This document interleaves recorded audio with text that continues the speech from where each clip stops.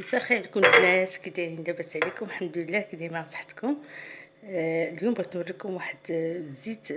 نتوما مرقده في الزيت هي والكمون، مزيان بزاف في الكحه في هذا البرد. كتاخذوا واحد المعلقه قبل ما تنعسوا، مزيانه بزاف. كتاخذوها ان شاء الله لمده 15 يوم.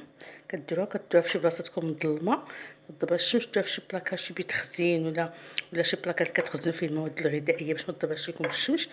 وشاركوا معايا في قناه افكار ايجو. كنشكر كاع الناس وكاع المشاهدين اللي شاركوا معايا جداد في القناه، كنشكركم بزاف، تبارك الله عليكم. نقول لكم هذه تبقى عاد الدجاج معقمه مساليه، عقمتها. ناخذ معاش كندير فيه الكمون حبوب. ها هو الكمون حبوب، جبتو نقيتو غسلتو كيطلع عند العطار. حيت الكمون كينقص شويه داك الجهد ديال الثومه من الزيت.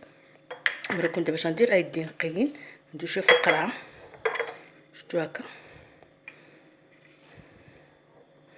كندير بمعلقه، ولكن حسن ندير هكا بيديا حيت باش ما يكونش فيه حتى شي حاجه سميتو.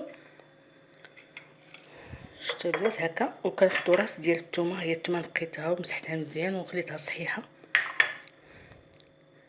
كديروها كتعطوها وليداتكم قبل ما ينعسوا في الليل، كتعطيو معلقه صغيره د الزيت يشربوها.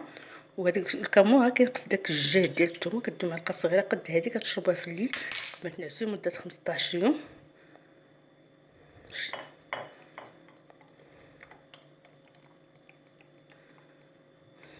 تبعوا معايا ان شاء الله تعجبكم الفكره. بغيت نوريكم ان شاء الله اش غنديروا مازال. شفتوا البنات بعد ما عمرناه بالزيت، شفتوا نص قرعه الزيت فيه راس ديال الثومه، فيه معلقه ديال الكمون حبوب نقي ومسح. بعد كناخذوا هاد السبت الكاعيط هما كنديروه هكا على هاد الغطايه. كتكون ديال الحديد، ما خصهاش نديروها نيشان.